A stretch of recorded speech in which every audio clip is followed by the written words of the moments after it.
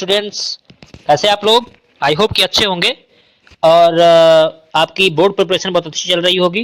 तो आज हम लोग विशेषकर क्या लाए हैं कि जो आपका क्लास 12th का सेकंड पेपर है, लाइट का पोर्शन, उसको लेकर आए हैं। बट उससे पहले एक बेसिक क्वेश्चन दिमाग में आता है कि सर लाइट पढ़ना क्यों ज़रूरी है। तो इसका इम्पोर्टेंस आप अलग अलग तरीके से देख सकते हैं। कोर्स की दृष्टि से देखेंगे तो देखिए, लाइट के लिए स्पेशल आपके लिए एक बुक बनाई गई, मस्ट किया गया। तो इसका मतलब ये है कि बहुत इंपॉर्टेंस है आपके कोर्स की दृष्टि से। लाइफ की दृष्टि से देखें तो जब ये सवाल आता है कि लाइट पढ़ना क्यों ज़रूरी है, तो उसके लिए ये है कि सोचिए, अगर लाइट हमारे गॉड ने कहिए या नेचर कहिए या फिर ये कहिए कि वो पॉजिटिव एनर्जी जिसने जो इस पूरी यूनिवर्स को कंट्रोल कर रही है, अगर उस पॉजिटिव एनर्जी ने हमें लाइट नहीं दी होती, तो सोचिए कि जो नेचर की इतनी यूनिक ब्यूटी है, इसको हम लोग कैसे देख पाते। या फिर अलग अलग तरीके की ब्यूटीज, कहने का मतलब ये हमारे माइंड लेवल पर और हमारी मानसिकता पर निर्भर करता है, एज फैक्टर पर निर्भर करता है कि हमारे लिए कई बार नेचर की ब्यूटी हमें ब्यूटी नहीं लगती है। तो उस हिसाब से देखें तो नेचर की जो ब्यूटी है या पूरे वर्ल्ड को जो हम देख रहे हैं, अलग अलग चीज़ों को, वो कैसे देख पाते अगर लाइट ना होती। सोचने वाली बात है। बट कई बार हम इतना सोचते हैं कि यार, जब छोटे छोटे थे तो सोचते थे कि यार हमको चीज़ें इसलिए दिखाई दे रही हैं क्योंकि लाइट सन से आ रही है और इस वजह से हमको चीज़ें दिखाई दे रही हैं।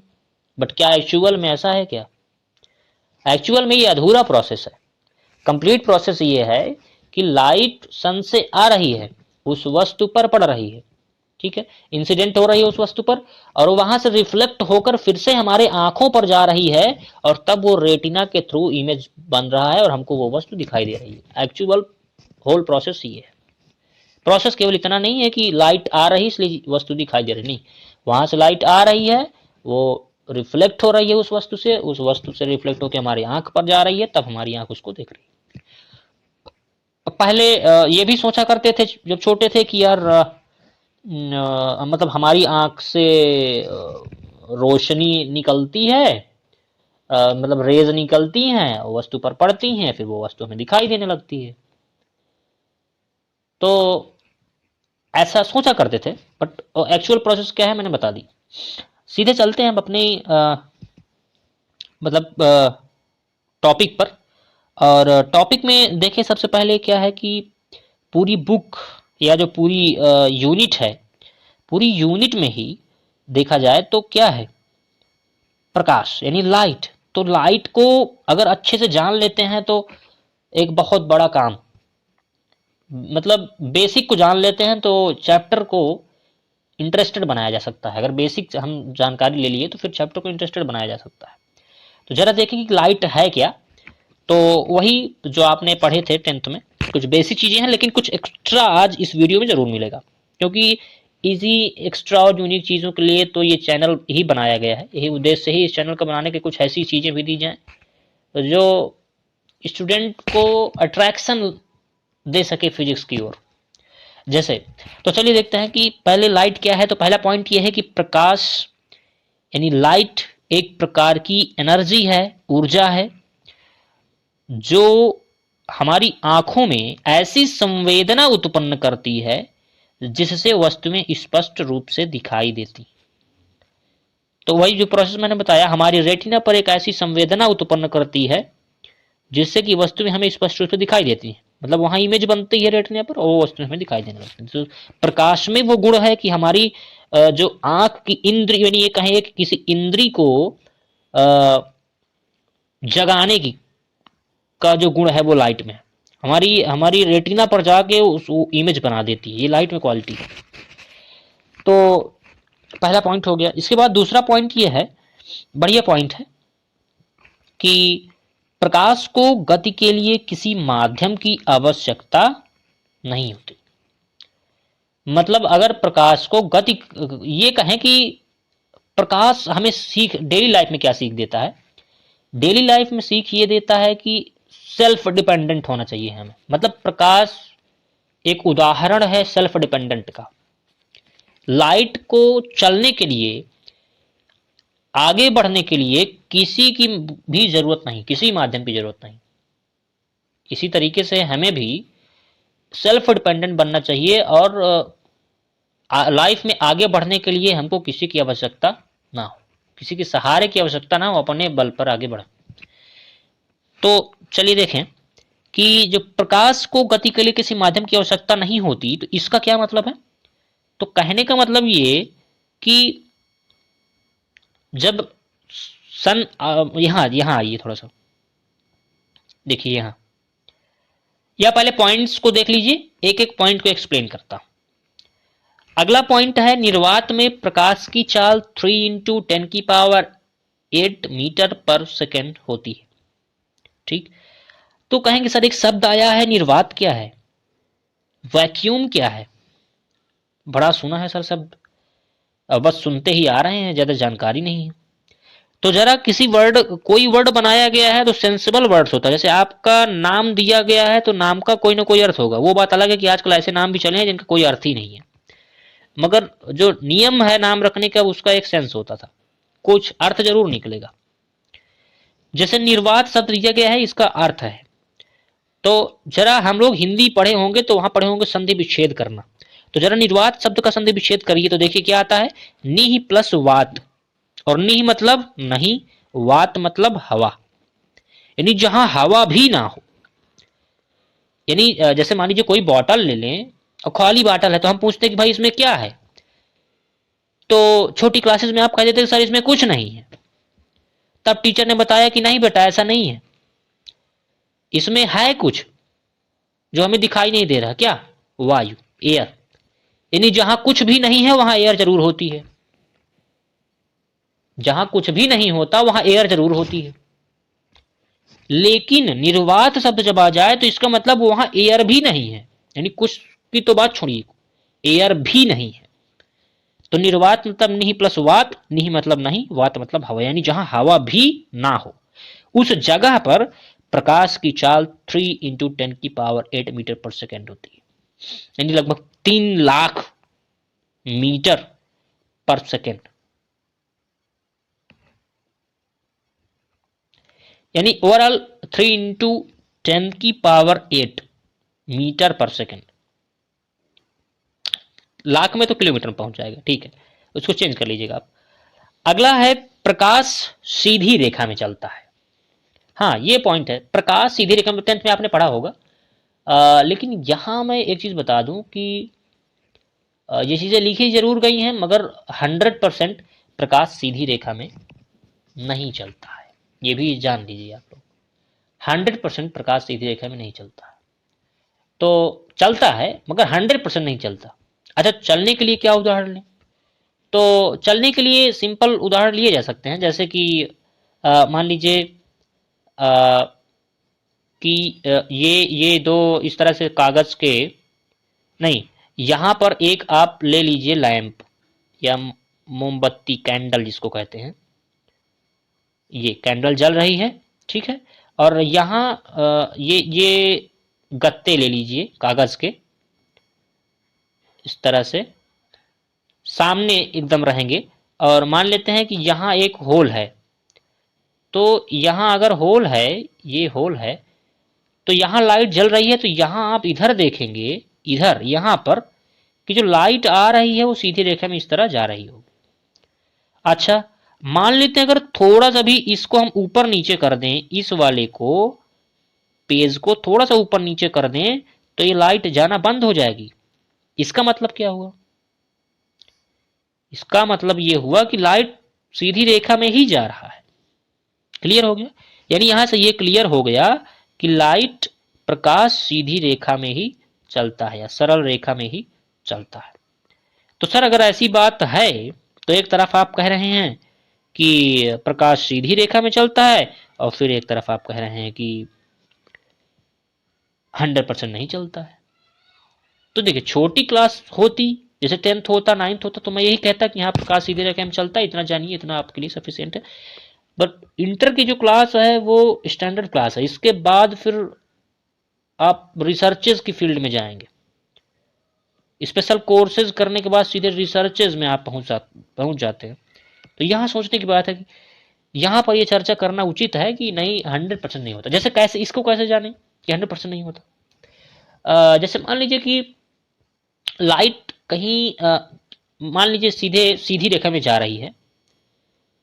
कई बार होता ये है कि जब किसी वस्तु का जो ये जैसे मान लीजिए कि ये वस्तु है, तो एक्चुअली ये जब दिखाई दिया करती है ना, तो यहाँ ये इस सरफेस के यहाँ कहने का मतलब, जरा थोड़ा फिगर फिर से बताएं कि अगर मान लीजिए ये कोई वस्तु है, ठीक है, और ये कोई वस्तु हो गई, तो इसका जो बॉर्डर है यहाँ ये एकदम सटा हुआ बॉर्डर, जब इसको देखते हैं किसी सोर्स से लाइट दे करके, तो यहाँ हल्का सा ब्लर क्यों दिखा करता है, यहाँ हल्का सा ब्लर दिखा करता है।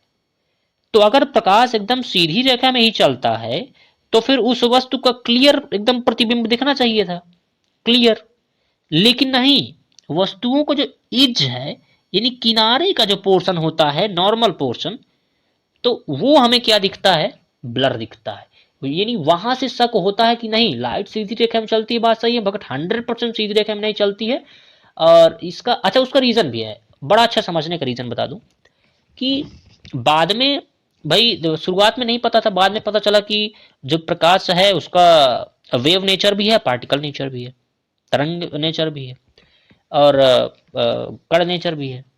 तो तरंग, अब जब तरंग नेचर की बात कर लेते हैं तब ही हम इसको समझना आसान है, बड़ा आसानी समझ सकते हैं कि भाई जैसे मान लीजिए तालाब में पानी भरा है, उसमें आपने बड़ा सा ईंट फेंक दिया, ईंट फेंकने के बाद उसमें वेव जनरेट होती है। तो अब क्या आप उस वेव का, वो वेव भी एक लगभग सीधी रेखा में प्रोपगेट करती है, बट जरा बहुत ध्यान से देखेंगे ना तो 100% सीधी रेखा पे प्रोपगेट नहीं करती है। यानी वो उसका मोशन कुछ ऐसा होता है, उसका आगे बढ़ने का जो सिस्टम है वो ऐसा होता है कि देखने में लगेगा कि हाँ सीधा चल रहा है, ऐसे चल रहा है लगातार, बट वो एग्जैक्टली नहीं होता है। तो वेव नेचर जो लाइट का है ना, वो डिफेक्ट करता है कि वो सीधी रेखा में चले।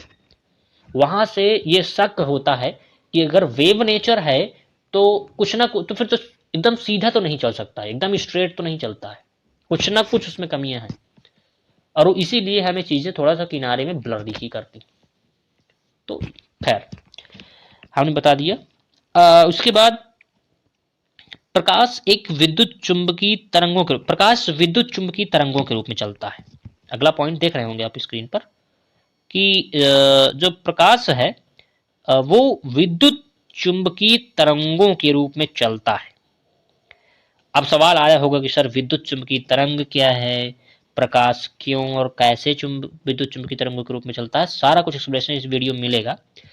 थोड़ा एक पॉइंट और देख लेते हैं पहले, एक एक पॉइंट का भी एक्सप्लेनेशन होगा, बिल्कुल घबराइएगा नहीं।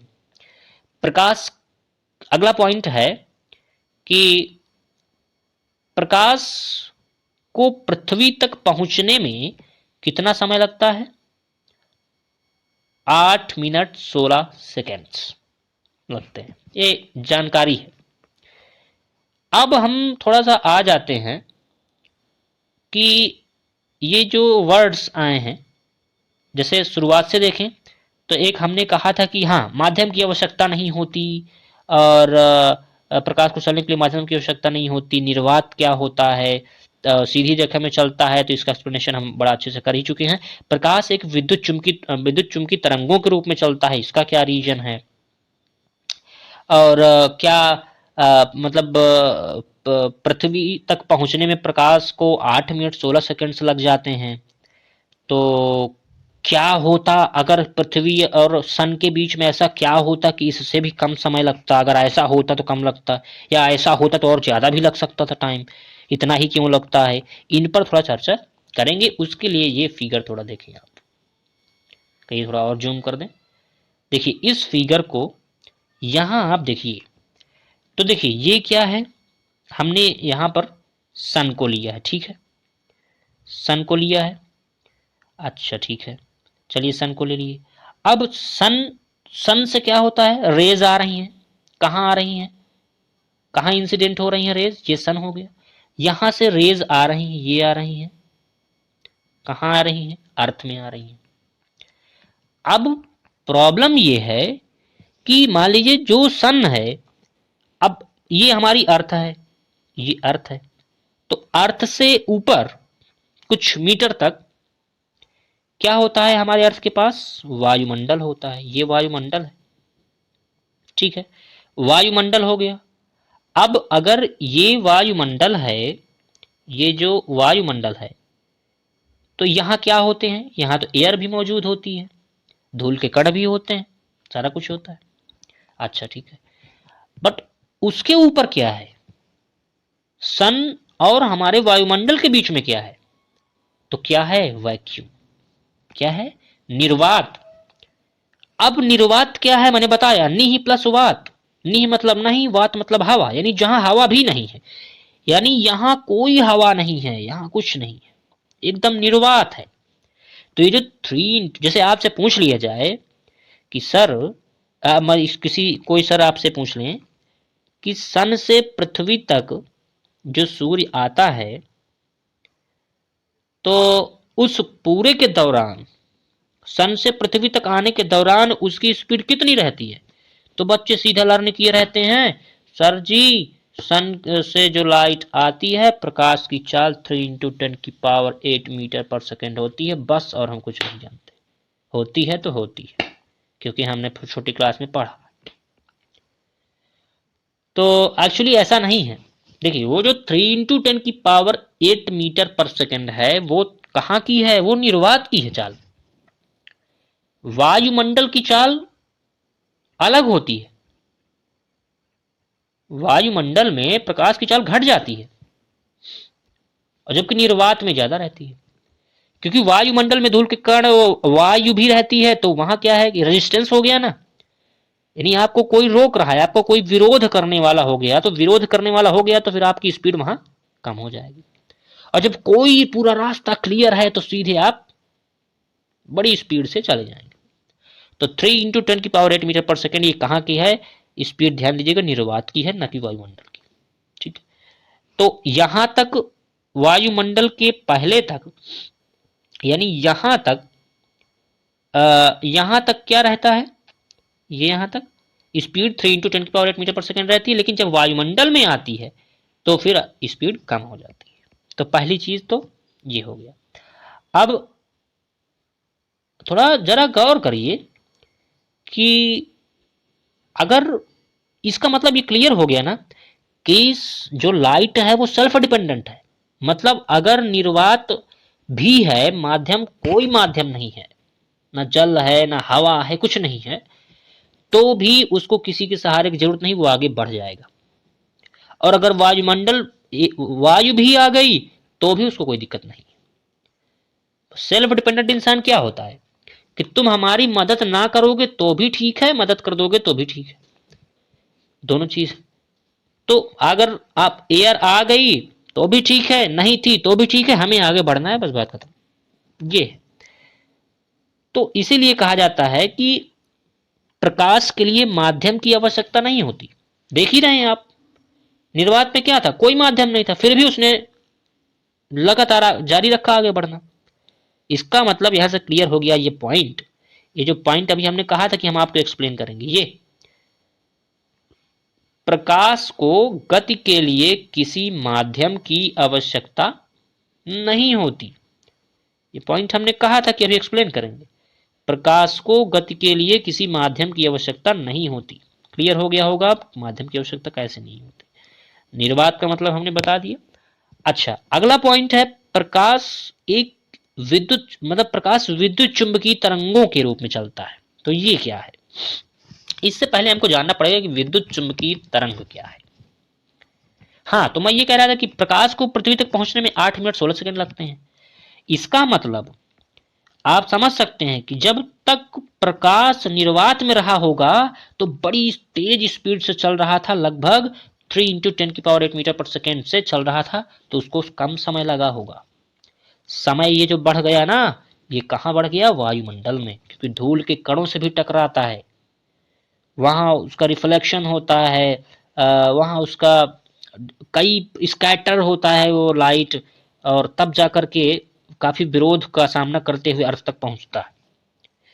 इस वजह से 8 मिनट 16 सेकंड लग जाते थे। अच्छा सोचिए, अगर हम अर्थ और सन के बीच से वायुमंडल को हटा दें, सपोज वायुमंडल हटा देंगे तो फिर हमारा जीवन ही नहीं रह जाएगा, बट एक एजम्पशन है, अगर हटा दें तो ये जो 8 मिनट 16 सेकंड है ना, ये कम हो जाएगा, क्योंकि फिर सन से लेकर अर्थ तक उसकी स्पीड सेम रहेगी 3 × 10⁸ मीटर पर सेकंड, और फटाफट आ जाएगी, तुरंत आ जाए। या अगर हम सन से अर्थ के बीच में पूरा का पूरा वायुमंडल ही कर दें तो ये जो 8 मिनट 16 सेकंड है ये और बढ़ जाएगा। तो टाइम का ऐसा हो सकता है। ठीक, चलिए क्लियर हो गया। अब यहां जो ये पॉइंट केवल नहीं बचा, एक पॉइंट बचा है, प्रकाश विद्युत चुंबकीय तरंगों के रूप में चलता है, तो इस पॉइंट को समझा जाए। देखिए कैसे समझेंगे, तो पॉइंट तो क्या है कि इलेक्ट्रोमैग्नेटिक वेव, एक वर्ड आया है, विद्युत चुंबकीय तरंग। तो सबसे पहले इसको ब्रेक करें हम, तो ये दो वर्ड्स में ब्रेक होता है, electric field plus magnetic field. ठीक है, कहेंगे सर ये कैसे ब्रेक कर दिए, तो बता रहा हूं।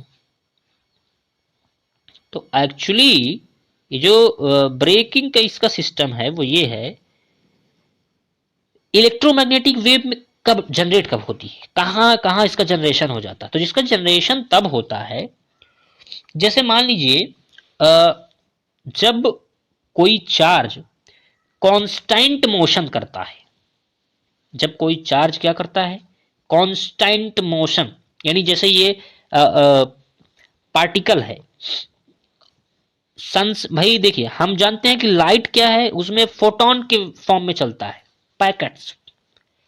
Packets of light known as photons, उनके फोटॉन्स के फॉर्म में चलता है, एक तरह से उनको कण कह लें। ठीक है, कणों के रूप में चलता है प्रकाश, उन कणों को हम कहते हैं फोटोन। अब फोटोन को मान लीजिए फोटोन आ रहा है, तो कोई कण हुआ, तो कण है तो उसमें चार्ज जरूर होगा, हर चीज में चार्ज होता ही होता है। अब चार्ज है अगर उसमें, तो सवाल यह है कि जब कोई चार्ज कांस्टेंट मोशन करता है, 3 × 10⁸ मीटर पर सेकेंड ही है ना, तो कांस्टेंट चाल हो गई इसकी, कांस्टेंट मोशन कर रहा है, कांस्टेंट मोशन करता है तो वह इलेक्ट्रिक फील्ड के साथ साथ मैग्नेटिक फील्ड भी प्रोड्यूस करता है। कहने का मतलब, अगर कोई चार्ज पार्टिकल क्या है, स्थिर है, तो केवल इलेक्ट्रिक फील्ड प्रोड्यूस करता है। लेकिन अगर कोई चार्ज पार्टिकल मोशन करता है तो मैग्नेटिक फील्ड उत्पन्न करता है। लेकिन अगर कोई चार्ज पार्टिकल कांस्टेंट मोशन करता है, यानी एक ही चाल से मोशन करे, तो फिर वो इलेक्ट्रिक फील्ड और मैग्नेटिक फील्ड दोनों प्रोड्यूस करता है। ठीक है, ये जो 3 × 10⁸ मीटर पर सेकंड निर्वात में रहता है ना, तो जो वायुमंडल में आता है तो मतलब इससे कम होता है, बस थोड़ा ही कम होता है, बहुत ज्यादा कम नहीं होता है, यानी हम लोग लगभग इक्वली मान सकते हैं। एजम्पशन के लिए हमने इक्वली मान लिया है। तो अगर सन से पृथ्वी तक आने में सेम वो पार्टिकल जो है, फोटॉन्स हैं, वो 3 × 10⁸ मीटर पर सेकंड की चाल से ही चल रहे हैं, कांस्टेंट मोशन कर रहे हैं, तो मतलब वो इलेक्ट्रिक फील्ड भी प्रोड्यूस करेंगे, मैग्नेटिक फील्ड भी प्रोड्यूस करेंगे। ठीक है, अब अगर वो दोनों प्रोड्यूस करेंगे तो इसका मतलब ये है कि अगर वो दोनों प्रोड्यूस कर रहे हैं, तो जहां पर भी इलेक्ट्रिक फील्ड और मैग्नेटिक फील्ड दोनों हो जाए, वहां इलेक्ट्रोमैग्नेटिक वेव प्रोड्यूस हो जाती है। जहां पर भी इलेक्ट्रिक फील्ड और मैग्नेटिक फील्ड दोनों मौजूद होती हैं, तो वहां एक वेव जनरेट होती है जिसे हम इलेक्ट्रोमैग्नेटिक वेव कहते हैं। तो बात समझ आ गई होगी कि आखिर विद्युत चुंबकीय तरंगों के रूप में चलता है अगर प्रकाश, तो कैसे और क्यों? क्योंकि फोटॉन्स एक फिक्स स्पीड कांस्टेंट मोशन करते हैं, इस वजह से वहां एक वेव जनरेट होती है, और उस वेव को हम इलेक्ट्रोमैग्नेटिक वेव कहते हैं। ठीक है, और वो कहां जनरेट होती है, जहां इलेक्ट्रिक फील्ड और मैग्नेटिक फील्ड दोनों मौजूद होती है। तो ये पॉइंट भी मुझे लगता है क्लियर हो गया होगा। और ऐसे अभी यूट्यूब पर सर्च करेंगे तो बहुत सारे वीडियोज मिल जाएंगे जिसमें ये बताया जाएगा कि नहीं प्रकाश क्या है, तो सीधे सीधे 1-1.5 मिनट में वीडियो खत्म कर दिया जाता है, क्योंकि ये पॉइंट्स सीधे लिख दिए जाते हैं और काम खत्म कर दिया जाता है। बट फिर आप भी सवाल करेंगे सर फिर आपका चैनल क्यों देखें हम, अगर कुछ अलग मिलेगा तभी देखेंगे, अदरवाइज नहीं देखेंगे। हम भी ऐसे ही करते हैं, हम भी यूट्यूब पर जाते हैं, अगर कुछ अच्छा मिलता है तो देखते हैं, भले वो पेपर में पढ़ा रहा है कैसे पढ़ा रहा है इससे कोई मतलब नहीं, मैटर अगर अच्छा है तो ठीक है। तो हमने एक एक पॉइंट को एक्सप्लेन करने की कोशिश किया है और आई होप कि आपको 100% समझ में आया होगा। तो इस वीडियो को यहाँ समाप्त करते हैं और